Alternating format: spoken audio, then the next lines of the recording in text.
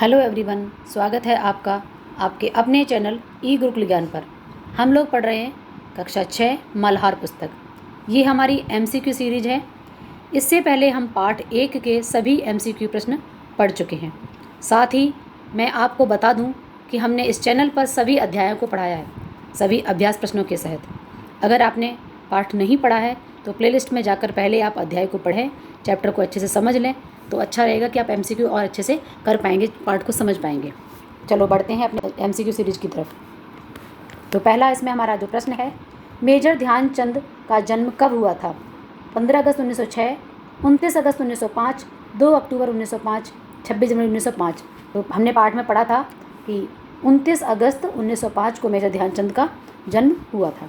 यहाँ पर आप देख सकते हैं कि मेजर ध्यानचंद का जन्म 29 अगस्त 1905 को हुआ था, जिसे राष्ट्रीय खेल दिवस के रूप में भी मनाया जाता है।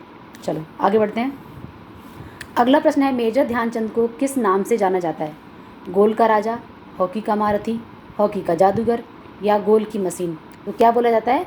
हॉकी का जादूगर। गेंद पर अद्भुत नियंत्रण और खेल कौशल के कारण उन्हें हॉकी का जादूगर कहा जाता है। अगला प्रश्न है, मेजर ध्यानचंद का जन्म कहाँ हुआ था? दिल्ली में, प्रयाग, इलाहाबाद में, लखनऊ, कानपुर में? तो इनका जन्म कहाँ हुआ था? प्रयाग, इलाहाबाद में। ठीक है, तो यहाँ पर हम देखेंगे उनका जन्म कब हुआ था। 1905 में। कहाँ हुआ था? प्रयाग, इलाहाबाद में। अगला प्रश्न है हमारे सामने, मेजर ध्यानचंद का जन्मदिन किस रूप में मनाया जाता है? अभी जस्ट हमने पढ़ा था, बताइए ज़रा किस रूप में मनाया जाता है? राष्ट्रीय खेल दिवस के रूप में।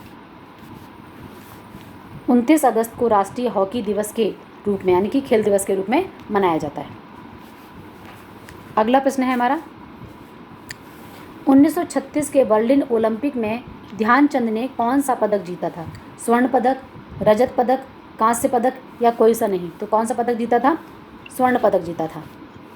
उन्होंने कप्तान के रूप में भारत को 1936 में स्वर्ण पदक दिलाया था। अगला प्रश्न है हमारे सामने, मेजर ध्यानचंद का वास्तविक नाम क्या था? ध्यानेंद्र सिंह, ध्यान सिंह, चंद्र सिंह या बलवंत सिंह? तो क्या नाम था? ध्यान सिंह।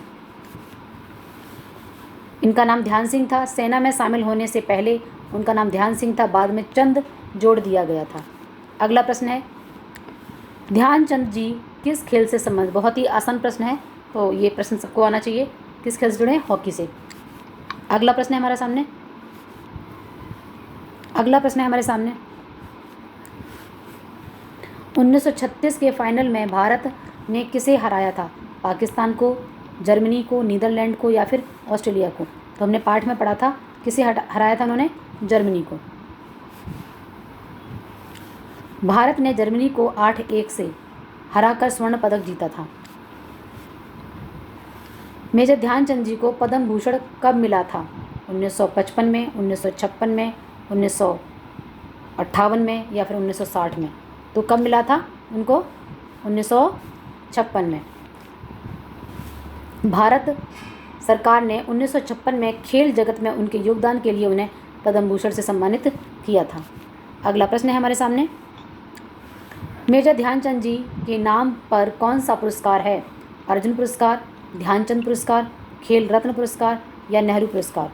तो कौन सा पुरस्कार है? यह पुरस्कार खिलाड़ियों को उनके जीवन भर के लिए खेल योगदान के लिए दिया जाता है। ठीक है, ध्यानचंद पुरस्कार के नाम से। अगला प्रश्न है हमारे सामने, ध्यानचंद जी का सबसे बड़ा प्रेरक तत्व क्या था? पैसा, अनुशासन, लोकप्रियता, पुरस्कार? तो क्या था? अनुशासन। उन्होंने खुद स्वीकार किया जब लोग उनसे पूछते थे कि सेना और खेल दोनों में उन्होंने अनुशासन को प्राथमिकता दी। यही उनकी सफलता का आधार है। अगला प्रश्न है हमारे सामने, मेजर ध्यानचंद जी का देहांत किस वर्ष हुआ था? 1978, 1979, 1980, 1981? तो कब हुआ था मृत्यु? 1979 में। यहाँ देखेंगे ये उनका निधन जो है 3 दिसंबर 1979 को हुआ था। अगला प्रश्न है हमारे सामने, ध्यानचंद जी की जयंती पर क्या होता है? क्रिकेट टूर्नामेंट, हॉकी विश्व कप, खेल प्रतियोगिताएं या फिर सांस्कृतिक कार्यक्रम? तो क्या होता है? खेल प्रतियोगिताएं। खेल दिवस के रूप में से हम मनाते हैं। इस दिन देश भर में विभिन्न खेल प्रतियोगिताएं आयोजित की जाती हैं, क्योंकि खेल दिवस के रूप में से हम मनाते हैं। अगला प्रश्न है हमारे सामने, मेजर ध्यानचंद जी सेना की किस शाखा में भर्ती हुए थे? मेडिकल, सिग्नल, इंजीनियर या फिर सप्लाई। ठीक है, तो वो जो भर्ती हुए थे वो किस में हुए थे? सिग्नल में। वे भारतीय सेना में सिग्नल कोर में भर्ती हुए थे। मिलते हैं अगले पार्ट में। Thank you.